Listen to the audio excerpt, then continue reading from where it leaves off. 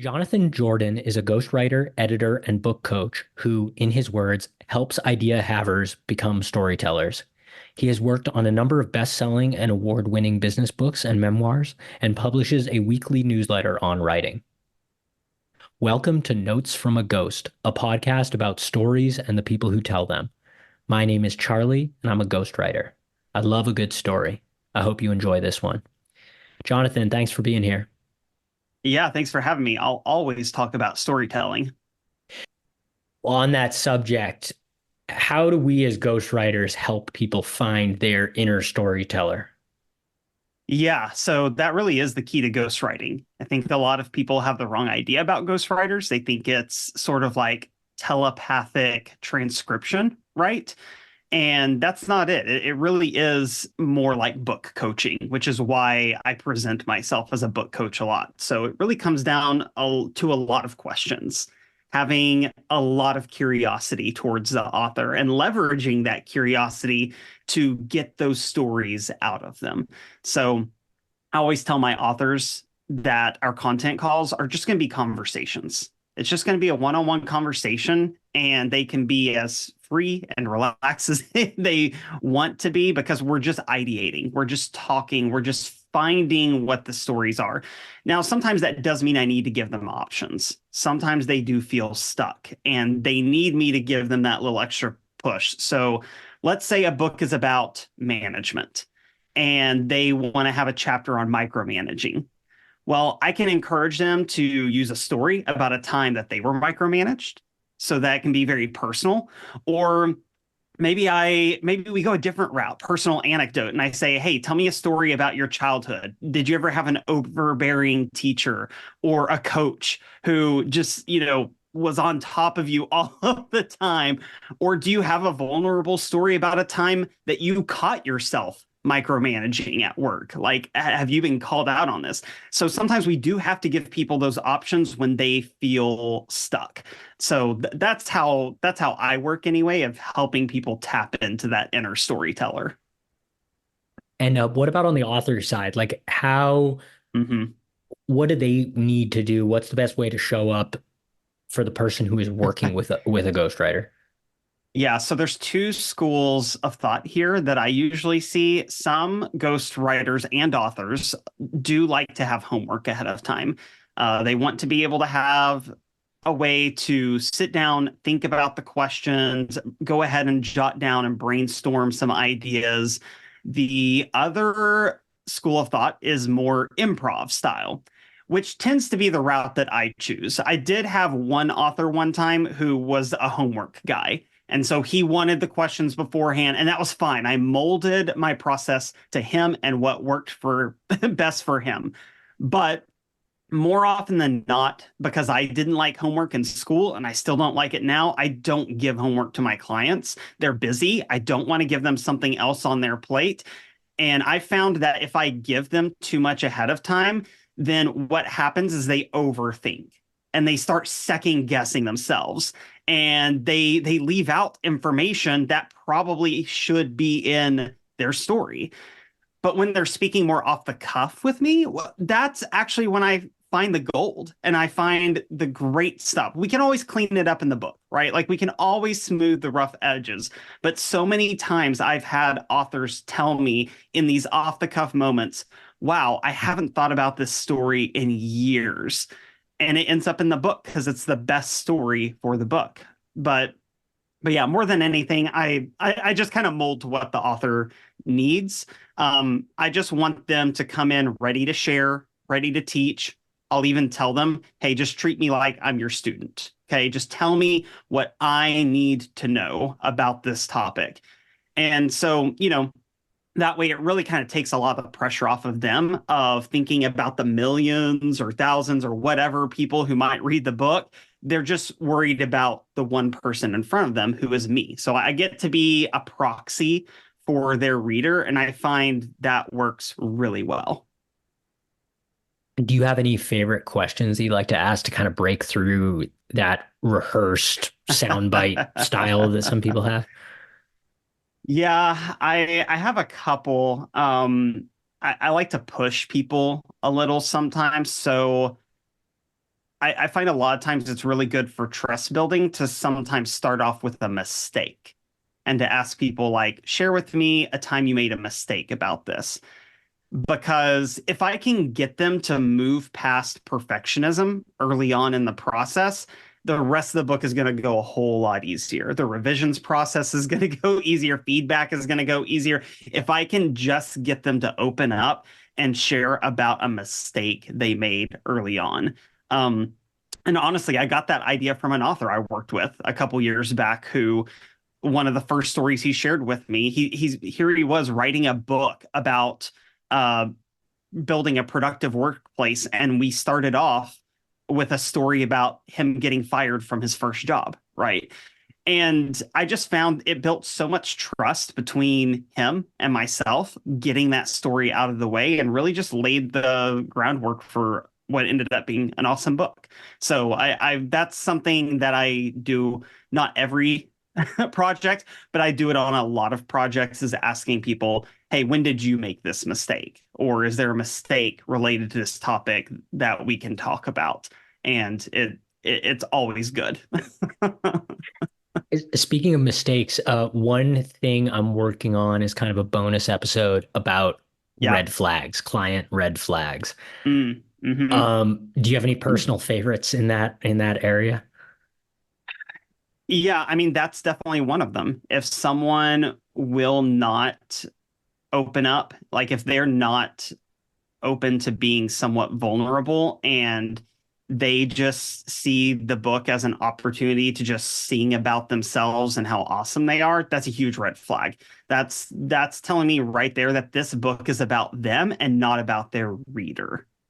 And those are two very different things, right? You can talk about yourself all you want to in your journal, right? Open up your diary, talk to yourself, all that good stuff. That's fine in journaling. It's fine in a diary. When you're writing a book, you're actually not writing it for yourself. You are writing it for someone else and for their benefit. So you have to center them. Um, a related red flag is, are they talking to me, the ghostwriter, as a partner, or are they talking to me as a hired hand? Okay. If they're talking to me as a partner, then they're going to trust my advice. They're going to trust my expertise through the process, and this is going to go so much smoother. But if they're talking to me like a hired hand and like I'm just some underling that's just doing their busy work, it's never going to go well. And it's better just to walk away and say, I don't think I'm the right person for you. Have have some good luck over on Fiverr and Upwork, right? Like, is that too harsh?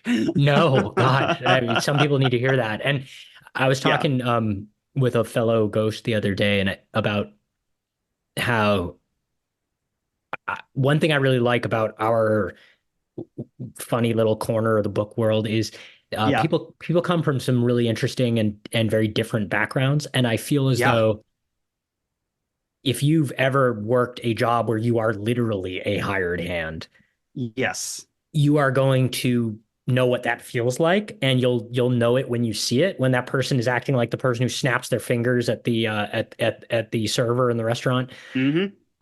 Whereas if all you've done is like school and graduate school, you might be totally flabbergasted the first time somebody treats you like you aren't a serious professional. Right, right.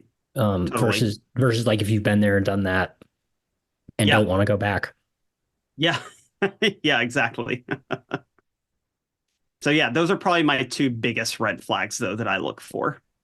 Do you have a preferred way to try to sniff those out before this becomes a project that you're stuck with? Yeah, the unfortunate truth is it just takes practice.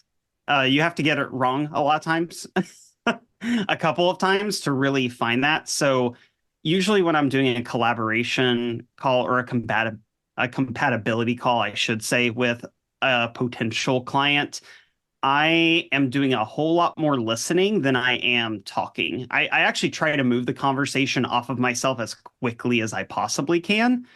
It's fine that they have questions for me about my experience, that's expected, but I want to get them talking about their book and what they want to accomplish with their book. And that will usually tell me what they are looking for. And sometimes it's fair just to be direct and say, what are you looking for in a ghostwriter? Like, what's your expectations from me? And a lot of times that will tell you what you need to know because they don't exactly know why you're asking that question. So there's not really a reason for them to be dishonest about it most of the time. But I think if you just listen really closely to how they talk about their book, is it all about themselves, right? Is it all just about what they want to do? Then you'll kind of start to see a pattern of whether it's a good fit or not. But personality is key. I've also talked with authors who are great people and had great ideas for their books, but we just weren't a personality fit, right? Someone else was going to do a better job on their book than I am, and that's fine. Yeah, I always find it really interesting how those soft skills are so important. And Oh yeah, you would think because this is not a cheap thing we do, and it's a big time commitment for everyone involved.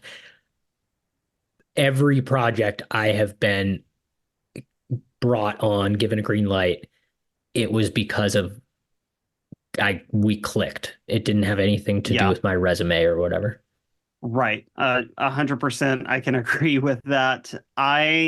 Even when I have open spots on my slate and it's like, ooh, I need to get these filled. I really need another project to work on. Even in those situations, when I'm doing a compatibility call, I really don't want to, this is a harsh word, but I really don't want to sell myself a whole lot. I would rather them feel like at the end of the call, okay, this is definitely the guy I need to work with, or this is definitely not the guy I need to work with. I don't want to have to convince anyone. I want it to be more natural and organic, and like you said, that it just clicks because sometimes you know. Once we're working together, and the project is underway, something I try to address really early with authors is the difference between a story and an anecdote or a vignette, Hmm. and Hmm. how like the example a friend of mine gave is like, oh, like and then I met a celebrity. Well, did that person then become your friend? Did Right. they did they sue you? Like what like how do you navigate that and find a narrative that will sustain a book? Hmm. So I think about it probably quite a bit differently than you do based on how you just broke that down. I really don't make those distinctions. For me, story is more of an umbrella term. And so I like to tell my clients that story is a vehicle for an idea. That's all it is. It's a vehicle for an idea. The vehicle could be an anecdote. It could be a lengthy case study that we're going to use across the book or in one chapter. It could be a one line example. Like all of those for me are types of stories and types of ideal or idea vehicles. Okay. You just need to pick the vehicle you need at that point of the journey. So my family, we are Disney adults, me and my wife. We love going to Disney. We spend way too much money there. But, imagine for a second you're going to Disney. You don't take one vehicle to get there. First, you fly, or at least we do, because we live far enough away from both coasts. And, then we have to usually get through the airport in some way. If we're in Orlando, that means they have a little train in there that gets you from the terminal to the front of the building. Um, then we usually have to jump on, a bus or a lift or, something like that to go to the resort. And then from the resort, we're hopping on another bus or another van or, some other type of transportation. And then we're walking in the park, right? So you pick the vehicle you need at that point to create the journey. Okay. So for me, all of those are capital S story. They're part of the story that you tell. I'm very rarely interested in finding one narrative to sustain an entire book. I think it's often too tall of a task. It can be done. I've done it before. I think it's a little challenging. The obvious exception is memoir, right? Like, of course, memoir is one sustained story. But when we're talking like business nonfiction, I'm really more interested in finding the ideas first and saying, what vehicle does this idea need to get the reader from point A to point B? And then we fit whatever needs to fit in there.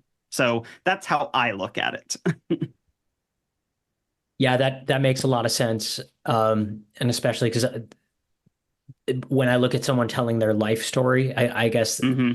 that's where I really like that metaphor actually of choosing the right vehicle because and Yeah. I think even in biographical, autobiographical storytelling, there will come a time where a little anecdote is fine, or a one-liner or a punchline. Right. Um, where I try to catch it early on before or as we develop an outline are you trying to get all the way to Disney on your like electric bike? You know, have you Right. are Yeah. you know has this person leaning too heavily on what is at best like a line or a chapter or and trying to Yeah. spread that thin into an entire book. Yeah, because that is the challenge, and you do need some diversity throughout the book to sustain interest, I feel like. So, I tell my clients we need to just mix and match, right? So sometimes it is going to be personal anecdotes. Sometimes we are going to be pointing to case studies. Sometimes we are giving little examples. Like we have a lot of freedom. We get to use all of those so long as they fit with your voice, right? And so long as they are examples you would give in real life. That's really key too. Like if you are speaking on a stage, would you use this same example to teach the crowd? If so, then it'll probably work in a book as well. All right, at this point, I'm going to get out like my pen and take notes because I this is information I need. I want to ask you about the Okay. process of landing an agent. Um, Okay.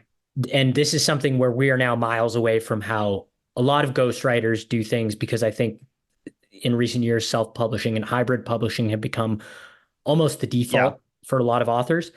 Yeah. It's Yeah. not, but that's not always the way to go. I'm working on a book proposal right now for a client where we're approaching agents and publishers. Um, Hmm. what are your pro tips for approaching that process? I think it's totally scary and daunting for most people. So how do you make that approachable? Yeah. So full disclosure, I would not call this a pro tip, but it's also not an amateur tip. Okay. I have had an agent before, but it was for screenwriting, and I got my screenwriting agent in a very unconventional way. So I tend to not tell people about that because it's very difficult to replicate what I did, right? But I will say for book publishing, for that side of the spectrum, I'm kind of in a similar boat as you right now. One of my goals actually is to land an agent, both for ghostwriting purposes, and also for fiction. And I've already talked actually to a ghostwriting agent this year. Honestly, earlier than I was planning on, it was just an opportunity that popped up, and I said to myself, "I'm stupid if I don't take this meeting," right? so, so I do have a little bit of experience here. And like you, I'm also helping a client right now. We're in that process of getting the book proposal done so we can send it out. So, my first tip from what I've learned from people who've done this successfully, just from what I've observed so far, is to not blindly query, right? You really need to spend some time actually researching agents, look at what type of books that they're actually looking for, who else they represent. That way you can be more targeted and personal in your query.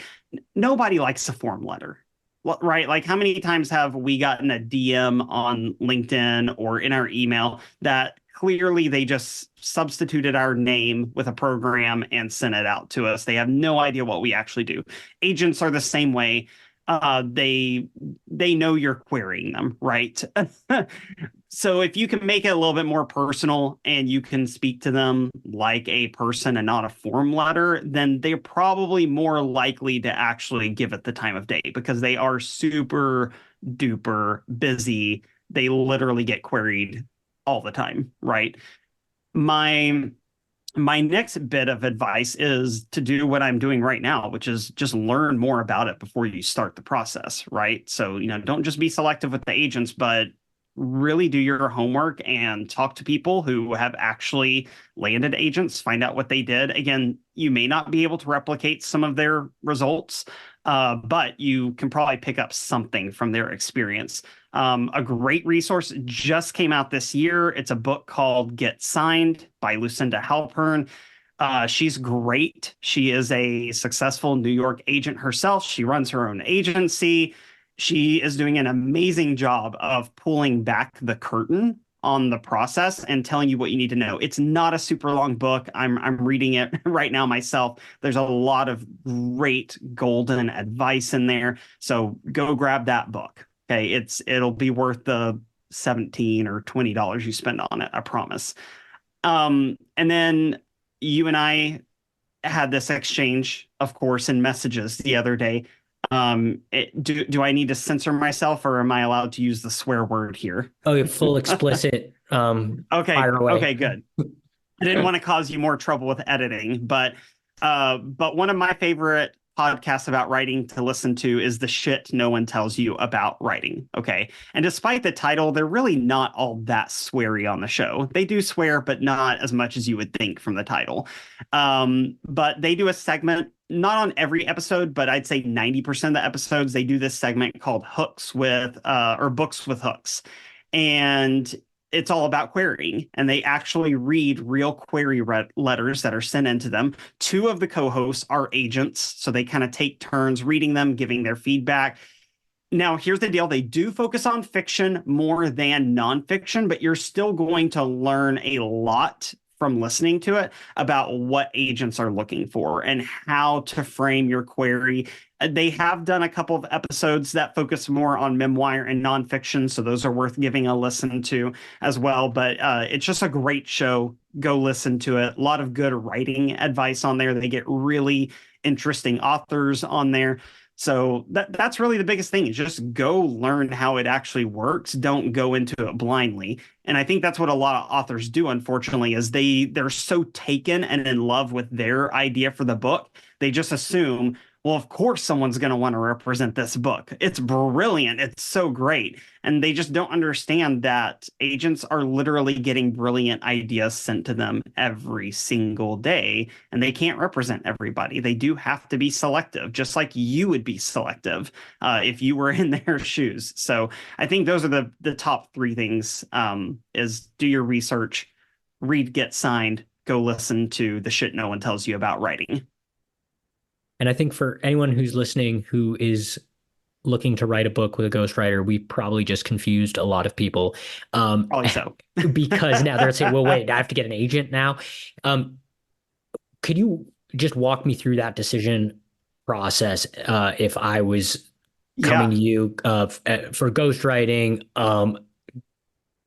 Why would I want to go with an agent and a traditional book deal? Why would I want to self-publish or hybrid publish? Yeah, I'm glad you brought that up. I literally just had this situation with a client of mine. So he had hired me to be his ghostwriter for his book. He's thought about writing a book for years. People come up to him at conferences and say, "Hey, where can I find your book? Do you have one here?" And he goes, I don't have one." Right. So he's finally gotten down to the process. Great guy. It's a really fun topic that I would have never thought of writing a book on. So it's been really educational for me too. And we had this conversation of what route would you like to go? And he's considered all three. So he's considered traditional, he's considered hybrid, and then he's considered self-publishing. Those are excuse me, those are really the three ways you can go, right? And he cut out hybrid pretty quickly simply because of, for him, it was the cost factor, right? Of just like, man, everything I'm looking at is frankly just more than I want to spend. And also he wanted more control in terms of like being able to pick his own editor, being able to pick his own cover, designer, things like that. So then, we kind of looked at traditional. Well, is that something you would be interested in? And he actually had a contact at one of the one of the big five. To kind of leverage. And so we even looked at that route, but what it came down to there, what was similar story, like he still wanted the control aspect for his book. And really the only reason he would have been going traditional would have been for the distribution factor. of the Mm, book, right? Because that would have given him the widest exposure and distribution. Because he already knows like book sales are not the reason I'm writing this book. I'm writing this more because I need to actually show that I'm an authority figure in this field. People have been asking me for a book for years. And this just gives me another way to find potential clients, right? Which are all great reasons for actually writing a book, you know. So his head is in the right place with it. He knows he's not going to get rich off of the book. Um, so, you know, what it came down to with him deciding self-publishing really was the control factor. He wants to control the timeline. He wants to control who he works with. Like I'm his ghostwriter and his book coach, but I'm probably not going to be his editor on the project, which is fine. A lot of times I won't copy edit a book that I ghostwrite simply because I'm too close to it by that point. So, you know, I have recommendations for him if he wants them, but he really wanted that level of control, which is, I think, good for him, you know?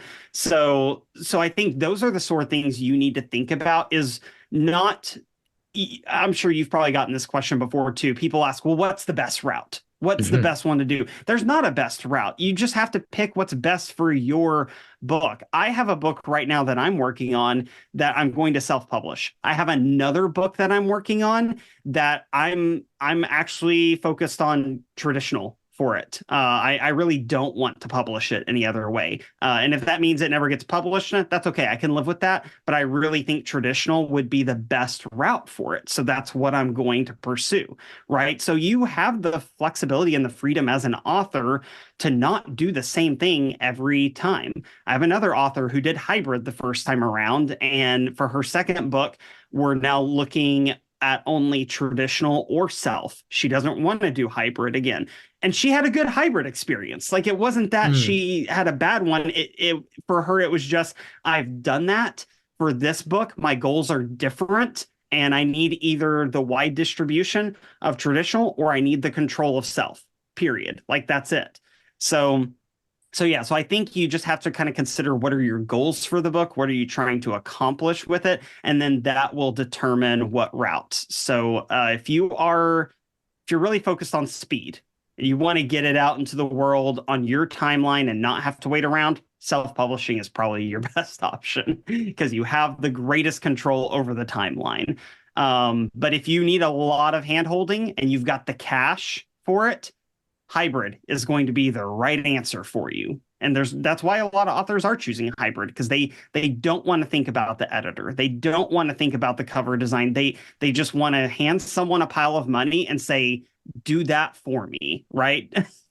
So and then of course again, traditional, it's like if for you it's more about the status and distribution, and you don't care about having the greater split of royalties and things like that, then go traditional by all means. So that's really, I think, the easiest way to break it down across the three. Cool. Um, Jonathan, where can people find you? Yeah, so I spend more time than I should on LinkedIn. That's probably where you're going to get the fastest response from me. So you can find me fairly easily there because my handle on there I'm not the only Jonathan Jordan, obviously, but if you do LinkedIn.com, you know, / like all that stuff you have to do first, it's Jonathan Jordan Writer. So that will get you to me. I also have a Substack that I'm working on growing. So that's another good place to find me. And that one's also pretty easy. It's just jonathanjordan.substack.com. So not terribly complicated. Charlie, if you do show notes, I can give Oh you the yeah. links to both of those and you can throw them in there to make it super easy for people. But right now, those are the easiest ways to find me and probably the way you're going to get a response from me the fastest. Good stuff. Well, thank you so much again for your time. Yeah, no, this was great. Thank you. If you have an epic story, I'd love to hear it. You can find me at dailyprose.com or on LinkedIn. My links and Jonathan's are in the show notes. Thanks for listening.